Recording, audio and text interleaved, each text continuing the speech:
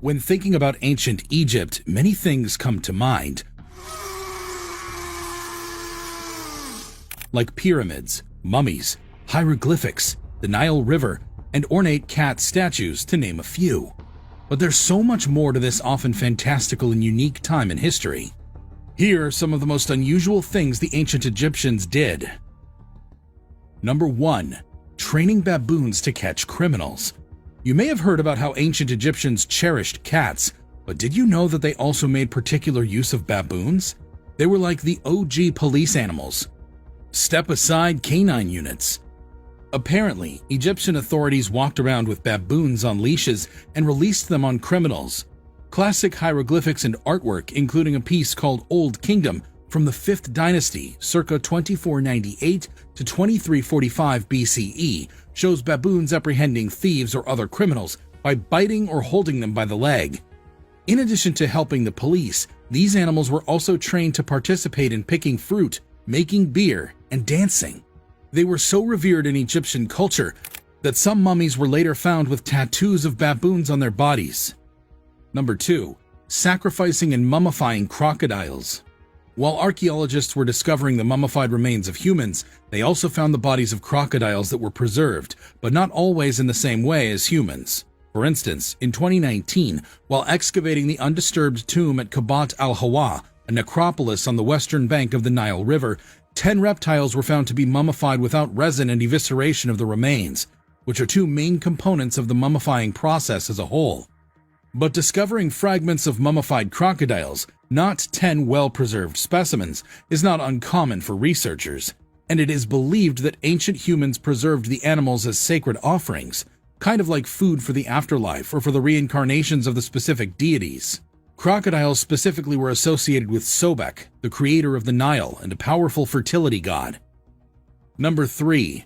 Using ox hooves, ashes, burnt eggshells, and a pumice for oral hygiene.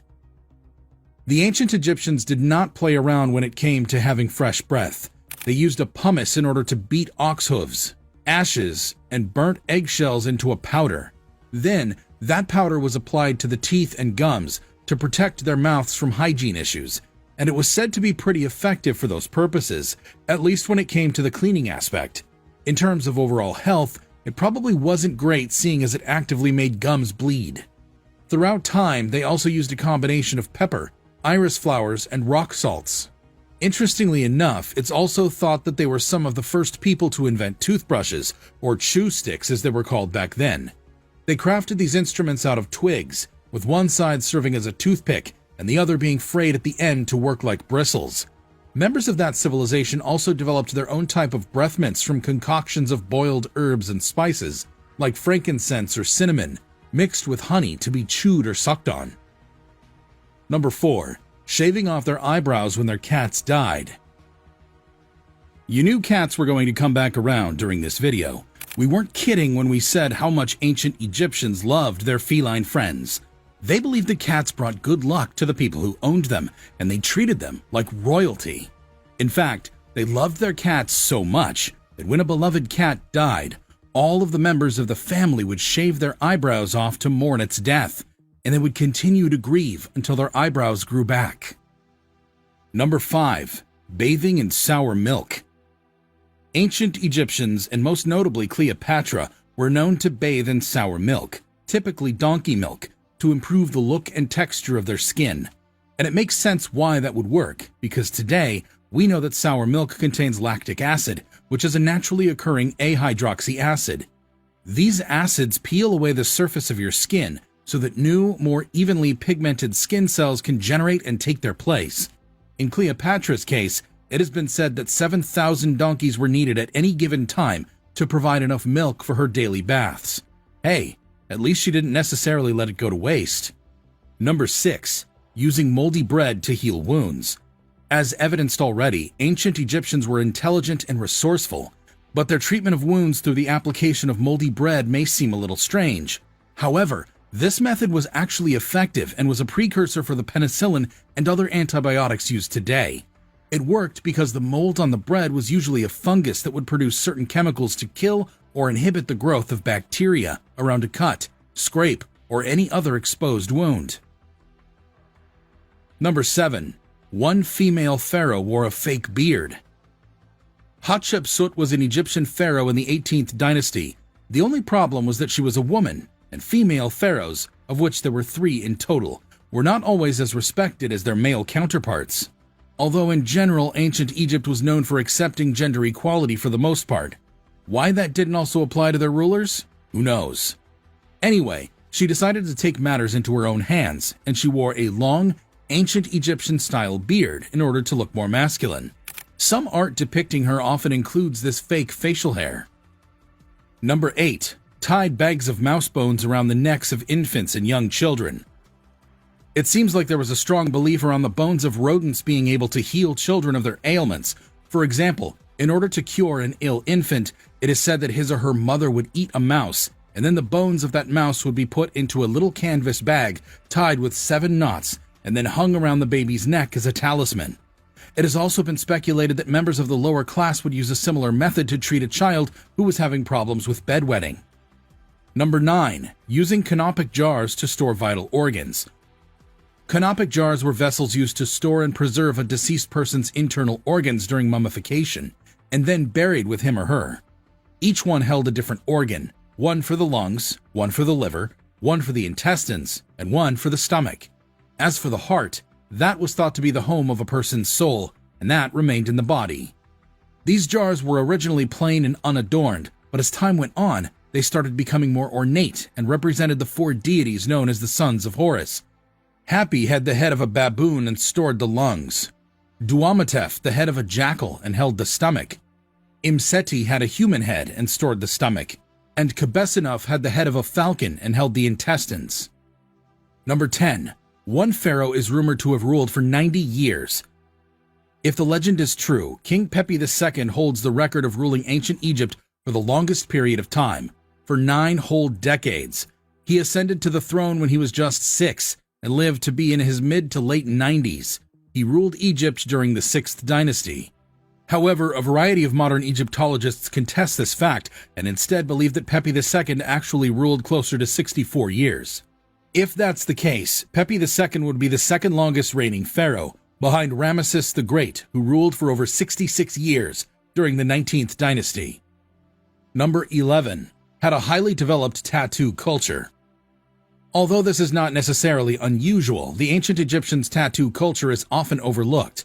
Not only were tattooed mummies dating back to the 11th dynasty found by archaeologists, but living women were depicted in Egyptian art to have tattoos in the form of dots and swirls on the lower chest, abdomen, and thighs. Due to those placements, many historians believe that the markings had something to do with asking the gods for protection and blessing during pregnancy. It was believed that only women of high status would get tattooed. As time went on, the tattoos became more detailed and often resembled a deity in order to pay tribute to and gain favor with that particular god or goddess. The tattooing process itself was also full of significance. It was seen as ritualistic and began with the creation of a flat tattooing brush. It was made of an odd number of needles and braided together in a bundle. They were typically made of 3, 7, or 9 needles, and the Egyptians placed importance on each of those numbers. After the tattooing brush was constructed, it would be dipped in charcoal, soot, or indigo powder, and then used to puncture the skin multiple times. Both soot and indigo contain antiseptic qualities, which help to prevent infection. Once a tattoo was completed, it was rubbed with various herbs and oils to promote healing and seal the coloring agents. Number 12. They used bread and beer as currency. As alluded to when we were talking about baboons making beer, the ancient Egyptians seemed to really dig beer, and they used it and bread as a form of currency between businesses. They were also thought to be central in offerings made to gods and dead ancestors. In fact, it is thought that the soldiers and the estimated 10,000 workers who built the pyramids were paid in beer and bread. The Egyptians loved them so much that they believed that it was a sign that the gods were unhappy with them when the Nile flooded, or when too many crops failed to flourish in order to produce enough beer and bread for the masses. Number 13. Built toilets into tombs. Out of reverence for the dead, ancient Egyptians built toilets into the tombs of the departed. This is because they believed that the deceased were still living, but were on the other side, which meant that basic necessities, like food, water, bathrooms, etc., were still required. Number 14. Always covered the hair of the pharaoh. The hair of a pharaoh was considered sacred and was never to be seen. He or she would always wear a crown or a headdress called nemes. These specific fashion statements also separated them from the common people, who were not allowed to wear headdresses or hats. Number 15. Wore sandals with the faces of their enemies.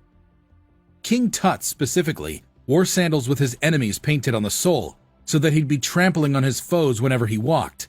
At least 80 pairs of shoes were found in his tomb, and on at least one pair, there was an African prisoner on the inner sole of one shoe and an Asiatic prisoner that was on the other. These individuals represent the enemies of King Tut's kingdom. This was likely a war for an artistic representation to manifest reality, which was a common practice in ancient Egypt. Number 16. Created hieroglyphics without vowels. Hieroglyphics, although made up of 2,000 characters, only contained consonants. Therefore, there were no vowels, so we will never truly know how the Egyptians pronounced their words in ancient times. However, some accounts say that an equivalent to the letter E was sometimes included. Further, hieroglyphics are believed to be one of the oldest writing systems in the history of humankind. Number 17. Thought scarab beetles to be sacred. The family of Scarabaeidae as currently defined consists of over 30,000 species of beetles worldwide. They're often called scarabs or scarab beetles. Ancient Egyptians believed that the scarab had powerful regenerative powers. They understood that the sun died each night and was reborn in the morning as a beetle. As such, the scarab beetle stood for a symbol of birth, life, death, and resurrection. The symbol of these insects can be seen in art and jewelry. Scarabs are also associated with the gods Khepri, god of the morning sun, Atum, the sun god as creator, and Re, the god who personified the sun. Number 18. Made fly swatters from giraffe tails. This one is pretty straightforward. Ancient Egyptians commonly made fly swatters out of the tails of giraffes. Not only were these functional, but they were also thought to be extremely fashionable as well. And the function of these swatters makes sense because giraffes and many other animals use their tails when they're alive to keep insects away from their bodies. Number 19. Had unusual pets. We already mentioned that ancient Egyptians had a penchant for cats and baboons, but they also apparently kept other animals as pets, including hawks, ibises, a group of long-legged wading birds, lions, gazelles, and monkeys. Like cats, they also had domesticated dogs, which are common domesticated animals to this day. Although in ancient times, dogs were seen as more work dogs, used for hunting and guarding. But to be fair, modern people still use canines for those purposes too.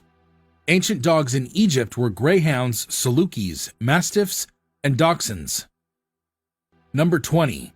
Pharaohs were buried with models of their servants. In the early days of ancient Egypt, the bodies of a pharaoh's servants were buried with their deceased leader. As time went on, however, a pharaoh would be buried with hundreds of miniature models of their servants instead. These figures were carved out of ushabti or shabti, and they were buried along with the pharaoh because they were designed to do the work that he or she didn't want to do in the afterlife. The figures also appeared to look mummified, which makes sense because they were also heading to the afterlife. Sometimes the models would be designed to represent distinctive purposes.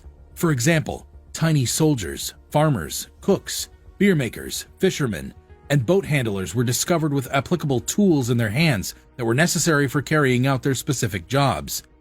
There was a magical spell that was written inside each tomb to activate the magic figurines. Specifically, it was spell number 6 from the Book of the Dead. It went like this: O Shabti, if the deceased be summoned, to do any work which has to be done in the realm of the dead, to make arable fields, to irrigate the land, or to convey sand from east to west. Here I am, you shall say. I shall do it. Number 21. Believed that the tears of Isis flooded the Nile River. Ancient Egyptians believed that the Nile River flooded every year because of the tears the goddess Isis shed for her husband Osiris after he'd been slain. It was thought that she cried in mourning, but also in an attempt to knit his body back together. They celebrated the night of the teardrop by sailing the river in colorful boats, singing praises of their gods, and giving gifts to the river. This celebration is actually still celebrated, but it's more of a tribute to the past and the Egyptian culture as a whole. Number 22. May have used loincloths to protect themselves. Some historians believe that people, especially men, in ancient Egypt used loincloths as a method to prevent the spread of disease during intimate encounters. Hieroglyphics also show men wearing thin cloth to protect their lower parts from the sun and tropical diseases during battle, and in order to ward off evil spirits. It's also thought that they would dye the cloths in various colors to make them more attractive and appealing. This practice is also attributed to the worship of the god of reproduction and fertility. Number 23. Tended to reproduce with members of their own families. Cleopatra is a great example of this. It is believed that her parents were brother and sister, and she herself married both of her brothers at different times, although no children were produced in those marriages. This was often done in order to preserve pure bloodlines. It was believed that Isis, who we've mentioned before, and Osiris were brother and sister, who married each other to maintain the power of their family. If you look at the lineages of pharaohs, you will see marriages between brothers and sisters, even between parents and children in history. Of course, as we know today, this typically causes offspring to have severe disabilities. King Tut, for instance, had a congenital disability in his legs, causing mobility problems, and speech disorders due to a cleft palate. Other pharaohs were found to have other malformations, such as Froelich syndrome, which is caused by extensive inbreeding within royal families. This tradition continued until the very last native Egyptian pharaohs reigned. Number 24. Sometimes required servants to be covered in honey. Pepi II, who we've also already talked about, was known as a particularly demanding ruler. Perhaps it was due to the fact that he became a pharaoh so early on in life, but whatever the reason, he obviously felt extra privilege, maybe even more than other pharaohs, because he really hated flies, and he demanded that his servants be covered in honey to attract the insects away from him. He was also known for other ludicrous behaviors, such as asking Harkuf, a governor of Aswan and the head of one of the expeditions Pepi II sent to Nubia, to politely capture a pygmy, someone of particularly short stature, to be brought back to dance for him in his court. Further, Pepi II's disdain for flies did not reflect the attitudes of other Egyptians towards the insects. Instead, due to their swiftness and unwavering persistence, the fly was held in high esteem by some. Golden flies would even be awarded to soldiers who displayed heroic qualities on the battlefield. Number 25. Wrapped their dead in a mile of bandages. Let's start this one with a fun fact. It was South Americans who were attributed with inventing the mummification process, not the ancient Egyptians. It's believed that the South Americans, specifically in Peru, had been doing it for 2,000 years prior to the first person being mummified in Egypt. In any event, Egyptians mummified the dead to keep the body intact so that it could be transported to the spiritual afterlife. The process as a whole was pretty intricate, and each step needed to be precise in order to be done properly, and one of them had to do with wrapping the body in cloth that was over a mile long. It should be noted that not everyone in ancient Egypt was afforded the courtesy of becoming a mummy and living on in the afterlife. Instead, it was reserved for the wealthier members of society. Once properly dried and wrapped, the body would be put inside of a sarcophagus, which was made of stone. It was often carved or painted. Then, after special objects like the jars, figurines, and mummified animals that we already mentioned were also put inside, and the whole thing would be buried in a tomb.